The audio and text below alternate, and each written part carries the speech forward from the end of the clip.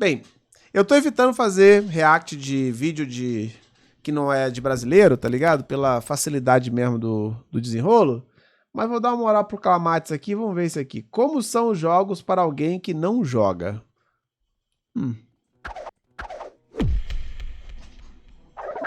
Last year, the lady I live with, also known as my wife, asked if she could try out one of the games I've been playing. She described it as the one with the cute little ghost guy, and after scrolling through my entire library, I realized she was talking about Hollow Knight. Given the fact that her experience with video games at that point consisted of the occasional race in Mario Kart and a smattering of Crash Bandicoot levels from when she was a kid, I knew with fair confidence that her playing Hollow Knight would go terribly. So obviously I booted it up and set her into the world of Hallow Nest. As she played, every moment, regardless of how seemingly insignificant, had a strange sort of intensity to it. For example, in the tutorial there are a set of platforms that the player needs to jump across. The only penalty for falling is a little bit of time, and on my first playthrough I breezed past it and immediately forgot about it. For her, it was intense beyond belief. She wasn't sure what the penalty for falling would be, and she didn't have a full grasp on how to adjust her jump height and distance. Each successful jump felt like a triumph, and after landing, she'd look out at the next platform, searching for the nerve to jump again. Watching her work through this early section...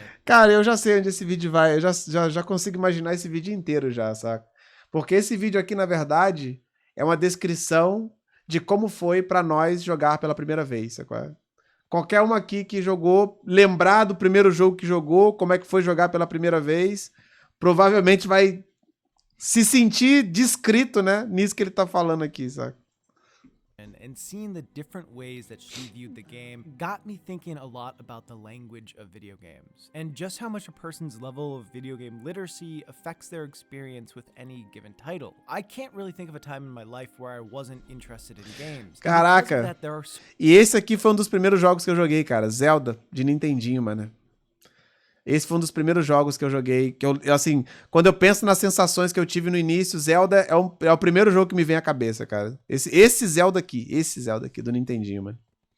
In games, and because of that there are certain aspects about them that are almost instinctual to me now, and that's because a lot of games use the same ideas and vocabulary in order to get information across to players as quickly as possible. It's why the color red is almost always associated with health, why the A button or its equivalent is typically the command to jump, and why platformers more often than not have players moving from left to right. At this point, I've played enough games where after 5 minutes of trying a new one, I almost always know what to expect, no matter the kind of game. But that inherent understanding of how games work and what to expect from them doesn't exist for the lady I live with because she hasn't spent the time learning those things. Yeah. And this made me wonder, how do people learn the basics of video games? So I decided to run an informal experiment where I'd have her play a handful of titles and see how she approached figuring each one of them out in the hopes of getting a better understanding of how people learn the language of video games. In an effort to not influence how she approached any given title, I didn't give her any advice or instructions. I just watched silently. Pô, eu gostei desse experimento aqui, hein, cara. Sei não, hein. Que eu vou botar a Joaninha vou fazer uma versão desse vídeo aqui em português, hein, cara. Caralho, eu curti muito essa ideia aqui, velho. Nossa, minha cabeça tá... Ai, meu Deus. Ai, meu amigo, eu acabei de ter umas ideias aqui muito frenéticas, velho. Caraca, mano. Eu só dou cal certa, Zeus. Tem que entender isso. Joaninha, eu vou lhe usar. Ai, ai, ai. Oh, isso aqui vai dar contenidos, isso aqui. Vai dar contenidos, mano. I had her play through the early sections of 9 games. Super Mario Bros., Shovel Knight, Celeste, Portal... Não, porque, tipo assim, eu tô querendo fazer isso justamente com foco nos MMORPGs, entendeu? Porque essa série que eu tô fazendo agora no canal, ela é exatamente assim, mas é a minha perspectiva jogando o jogo pela primeira vez, como se eu nunca tivesse jogado, tá ligado? Eu tô tentando ter essa mentalidade de como é jogar um game sem nunca ter jogado aquele game, né? Tá sendo essas primeiras impressões que eu tô fazendo agora, que eu fiz do Kakele, fiz do BDO, né? Amanhã vai sair o do Albion. É a série que eu tô querendo fazer. Mas, pô, essa série vai ficar muito mais da hora. Eu já tô pensando na próxima, que seria, de fato, com alguém que não joga porra nenhuma. Colocar a Joaninha, cara, joga aí o Albion pela primeira vez. E só vai, mano. Eu só vou ficar aqui só anotando, tá ligado? Eu quero só anotar, mano. Eu só quero ficar só anotando aqui a experiência. Eu vou ficar igual o meu. Só aqui, ó. Só fazendo as anotações. Vai rolar, mano. Vai rolar. A ideia é boa pra caralho, mano. Doom, Skyrim, The Last of Us, Uncharted 2, and so that I could really test the strength of our marriage, Dark Souls. I picked these titles because A, I felt there would be a solid sampling of 3 major types of games, those being 2D platformers, 3D platformers, and first-person shooters / adventures, while also offering a diverse spread of genres and gameplay mechanics, and B, I like them. So, this is how it went.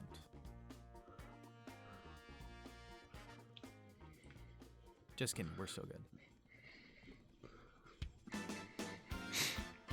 With each game, I noticed that there were a vast amount of seemingly basic functions and mechanics that she either didn't fully grasp or know existed. This first came up with Mario 1-1. She figured out the jump easily enough, but never realized she had the ability to dash, making her time with the level painfully hard to watch. There are no in-game instructions on how to dash or do anything else really, so players will only learn about it if they read the instruction manual, figure it out through experimentation, or have another person tell them how it works. As she didn't even know it was something she could do, she never figured it out. For me, it has become second nature to try to sprint in games, whether or not I know it's an option. I just assume it will be and guess the command will probably be the B button or its equivalent. But I only make that assumption because of years of being conditioned to make it. Figuring out the controls for all of the games, whether they were explicitly explained or implicitly taught through level design, was a challenge for her. Part of this stems from her not being all that comfortable with a controller. Anytime a game asked for her to press a certain button, she'd look down at the controller and search for it. One of the most memorable instances of this came up while playing The Last of Us. Early on, there's a prompt on the screen to press L3, which she couldn't find on the controller as there is no button labeled L3. She noticed it was shaped like a circle, so she guessed it might be one of the joysticks. However, she didn't know that it meant to press down on it, so she just sort of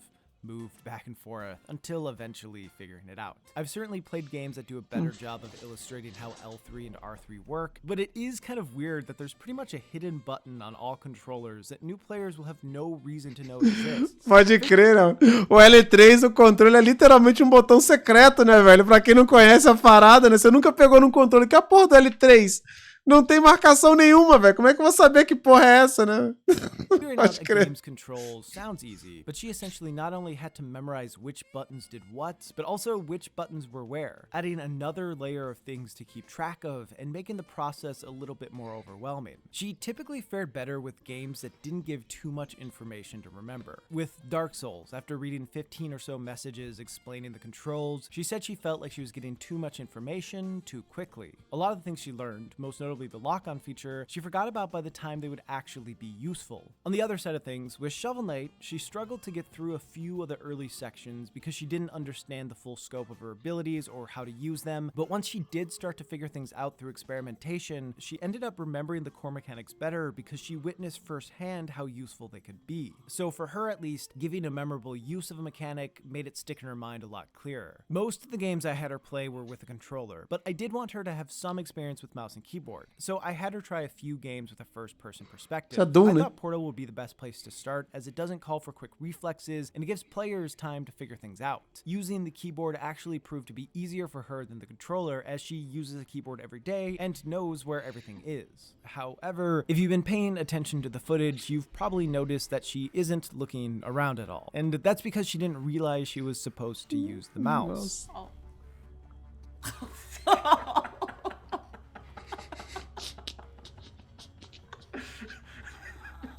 In fairness, the instructions at the start explain how to move and how to pick things up, but they do assume that players will just know to use the mouse to look around. Given that she doesn't spend her free time watching me play games on my computer, why would she? I know that a lot of these little issues she ran into in regards to controls and mechanics all seem easy to overcome, and in a lot of ways they are, but they do still act as small barriers to entry for new players. Even when games have detailed explanations for things, it can sometimes be information overload, and it isn't uncommon for people to skip over explanations accidentally or on purpose because they don't feel like reading a bunch of stuff when they just want to beat the shit out of something. A lot of titles seem to assume that players will have at least some familiarity with controls, so some of the more simple explanations are kind of just left out. And I think the way most será que os jogos já fazem isso, cara?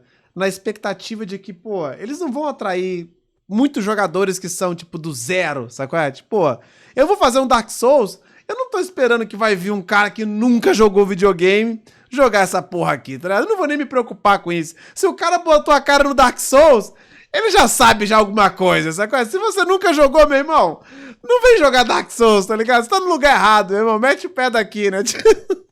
Acho que já tem essa presunção, né? De que, pô, não vai aparecer um cara aqui do zero. Zerado não vai brotar aqui. Não vai ser o primeiro jogo do cara, entendeu? Você vai começar jogando aqui? Não pode ser, não é possível. O pessoal da Step falou ontem no Acha não é pra matar todo mundo. Falou que é pra farmar porque tem taxa de drop maior. Mandei print da tela, mostra o aviso de server full PVP. Me disseram que eu sou o quebrador de regras. Pô, cara, depois você puxa esse assunto de novo aí, cara. Só pra gente não quebrar o raciocínio aqui. Esse assunto vai gerar outra conversa muito grande, muito fora do contexto aqui. A gente já volta nisso aí depois. Cara, um experimento que deve ser muito divertido, tanto pra quem tá descobrindo um novo mundo, quanto pra quem assiste. Sim, cara, isso aqui vai ser muito da hora de fazer, velho.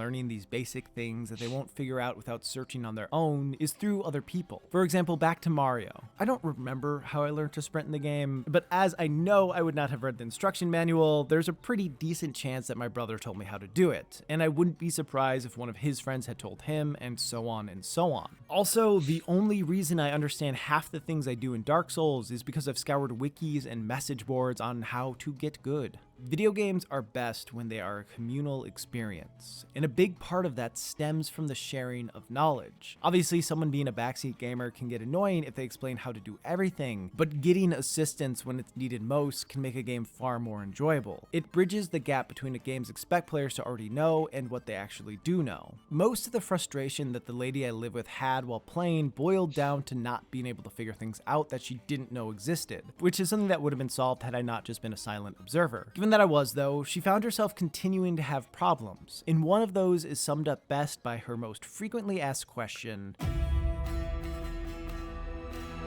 When it came to the 2D platformers, navigating wasn't especially difficult for her. Because the options were limited, it was pretty easy for her to figure out that she needed to go right and sometimes up. Celeste and Shovel Knight do have a few optional rooms players can go in, but for the most part, whenever she entered one, she could tell it wasn't the path she wanted to take. Although Shovel Knight does have a side room in the tutorial that heads to the right and seems like the main path despite not being it, and there was a fair amount of disappointment as she realized she did all that work for nothing. Are you fucking kidding me?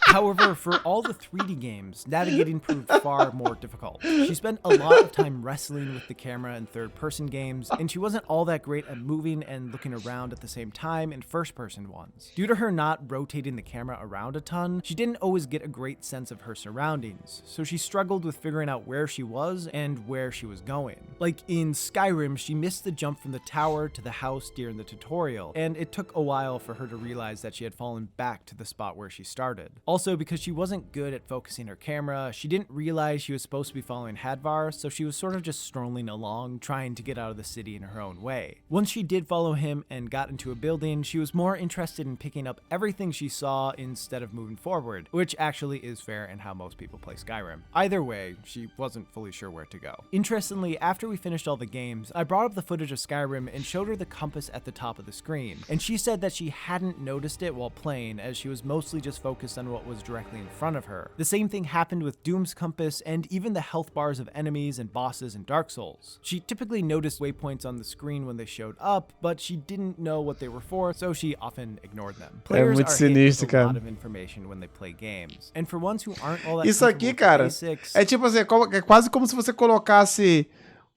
uma grande parte dos jogos que a gente tem no mercado hoje como jogos que são inacessíveis, assim, pra um cara que tá começando, tá? Tipo, você vai começar a jogar, tipo, começa com um jogo de plataforma, sabe qual é? Porque é muito mais óbvio, né, o que você vai ter que fazer. Depois tu escalona pra um jogo de terceira pessoa, depois tu escalona pra isso. É quase como se algumas categorias de jogos não fossem recomendadas pra quem tá começando agora, né, velho?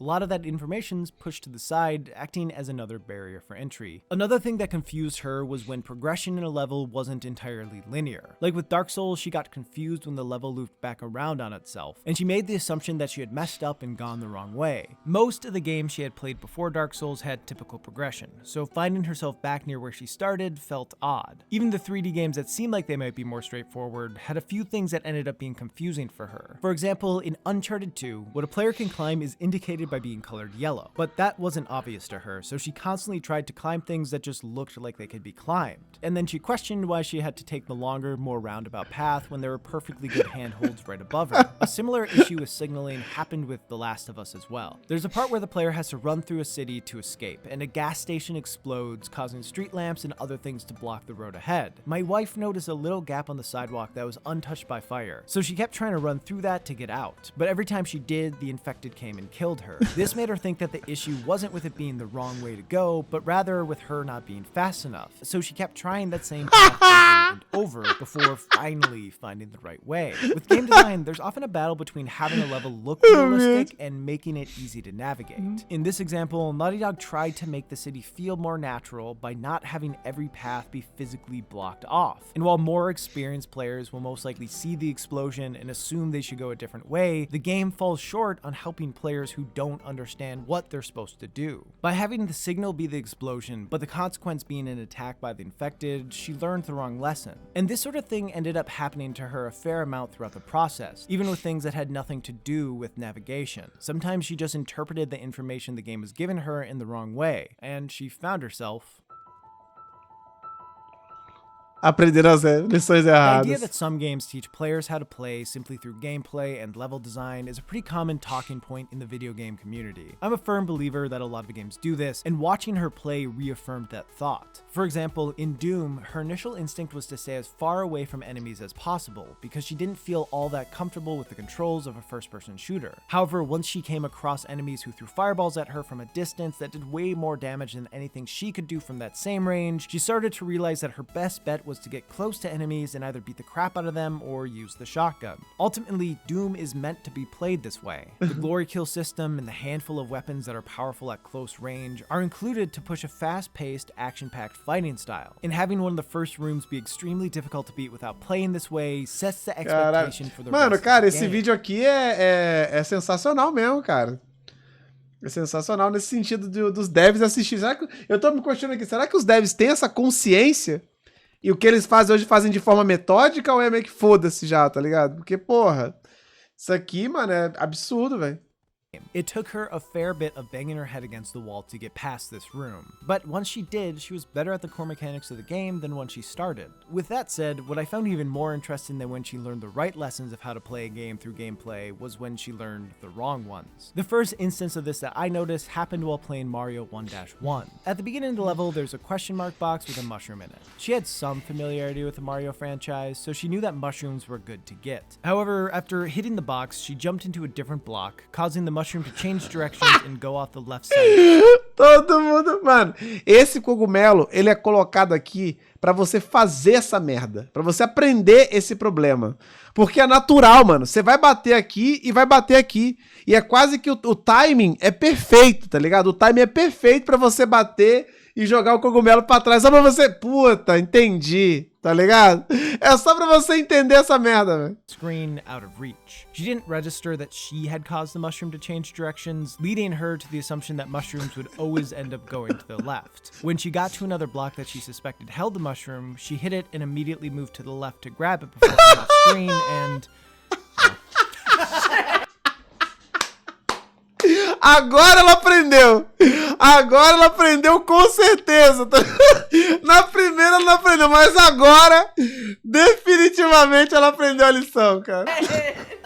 This was a far less intrusive lesson to get wrong than the ones that came up while she played Celeste and Shovel Knight. The tutorial of Celeste is a pretty simple stage that ends with the player learning how to dash, which is arguably the most important and useful mechanic in the game. The lady I live with interpreted the prompt to mean that the only way to dash was by doing it at an upward angle, pretty much crippling her ability to do screens effectively until after 15 minutes or so when she accidentally dashed horizontally and realized her moveset was wider than she had thought. With Shovel Knight, early on she died from hitting this bubble. A bag of gold popped out and hovered near it. On her next time through, she jumped on the bubble and the bag at the same time and assumed that both things had damaged her, causing her to think that the bags of gold were an enemy of some sort. So when she came across them after that, she would either try to attack them or actively avoid them. As she wasn't paying terribly close attention to the HUD, she never realized what they actually did. I'm not saying that these things are the faults of the game developers, but it is interesting how easily information on screen can be misunderstood. Sim, cara. Isso é These muito sort of foda, things mano. can happen happen to players of all skill levels, but given her lack of experience, she didn't have much else to go on to challenge the lessons she thought she had learned. I found the disconnect between how she thought games worked and how they actually worked to be pretty intriguing. And as I focused more on those differences, I started to notice a sort of trend with every title she played. That being,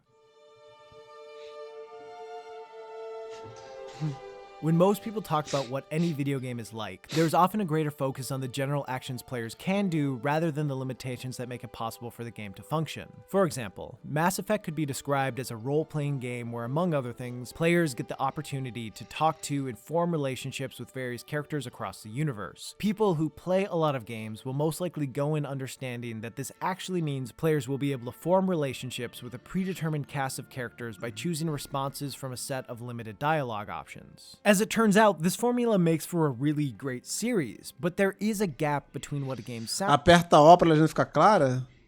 Caralho, sabia disso não, mano. Brabo. sounds like and what it actually looks like. And I think for people who don't end up playing a lot of games but have to suffer through listening to their friends or partners talk about them, they get a warped perception about what players can do in a title because they don't understand or know the systems that games use in order to give these grand sounding experiences. Where I know to apply a sort of video game logic to any title I play, the lady I live with was always trying to apply real world logic. Like in the Doom tutorial, there's a gore nest that the player needs to destroy. A waypoint marker shows up on it, which when I first played, I knew meant I needed to go up to it and most likely hit a button prompt. When my wife played, she didn't know what the marker meant, so her initial instinct wasn't to walk right up to it. Instead, she noticed while messing around that the red barrels exploded, so she had the idea to try to push one of the barrels towards the nest to blow it up. Caraca, and this is objectively mano. more interesting than just pressing a button to destroy it. But of course, it didn't work. Throughout the various games, a pretty common question she asked was why Merecia ter funcionado, mano. Merecia ter funcionado, hein? Caralho.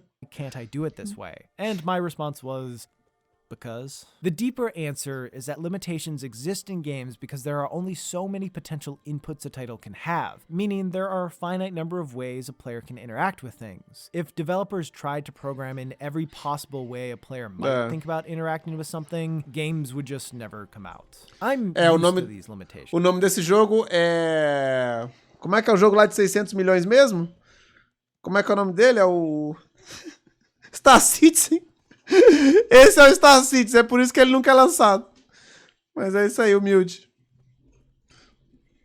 I actually appreciate them in a lot of instances. However, for her, she got frustrated when the ideas she came up with didn't work. Like while scaling the train in Uncharted 2, she reached a point where she wanted to swing from a pipe and through a window. So when she realized she had to take the predetermined path that didn't take much more than pressing left, she felt disappointed because, yeah, her idea was cooler. In Skyrim, as Alduin began attacking the city, she found a spot in a house and figured she'd just wait it out until he left. But due to the scripted nature of this part of the game, that plan didn't work.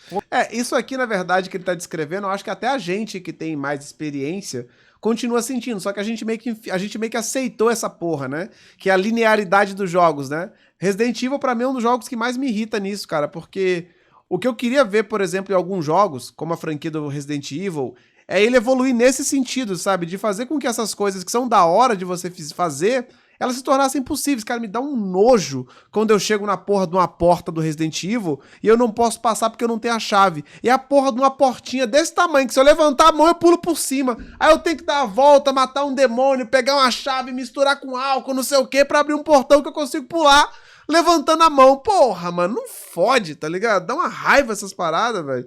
É pra onde jogos... Pra mim, alguns deveriam evoluir, sacou? E, cara, essa sensação que ela tem é exatamente essa, de tipo, caralho, eu posso pular aqui, né, cara? Por que eu não vou pular? Ah, porque o jogo não quer. Porque o jogo quer que você dê a volta por aqui, porque tem que ser na ordem que o jogo quer. Aí você fala, porra, que bosta, né, cara? É foda. Forcing her to follow the path the game wanted her to follow. In turn, this took away all the tension of this section because she knew she could take as long as she wanted and nothing bad would happen. Hiding in a house isn't that fun of a way to play a game, but her not being able to made it feel like she lost some agency. Her expectations for what she thought she could do in each game were always different than the reality, and I think as she realized that games were more simple than she had first assumed, some of the intrigue about them faded. Pode crer. For the lady I live with, the thing she hated more than anything else about this experiment was having to replay sections of a level over and over again after dying. Had I not told her to keep trying on a handful of the games, she would have stopped far sooner because it was understandably frustrating. With that said, when she did stick with games that frustrated her and ended up beating the parts that she struggled with, she found it exhilarating. I think this trade-off of dealing with frustration so that the excitement of beating something is all that much sweeter is one that people who play a lot of games not only understand but look for. However, trying to pitch that she should spend her free time doing something that actively frustrates her so that the few moments where she succeeds feel glorious is a bit of a tough look. This little test has me questioning how I became interested in video games in the first place. I don't remember how they became such a big part of my life. I don't know how I got to the point where I could look at a compass at the top of a screen and know what to expect from every marker without looking them up. I don't know how I first learned about stamina bars and the various ways to make sure I don't run out of energy. I don't know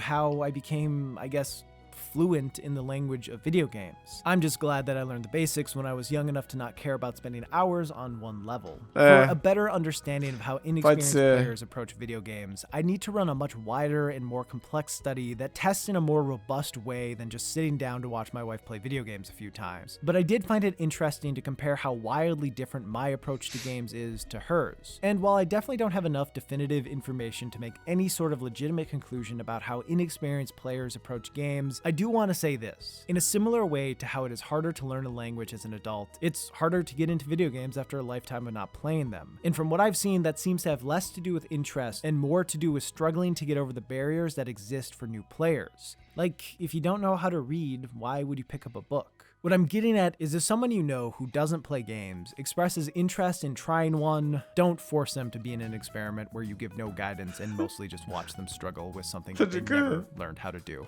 Teach them how to read it instead. So you want to pick that up, and now you have a very not annoying at all item. That I can get. Yep, that's it. Yep.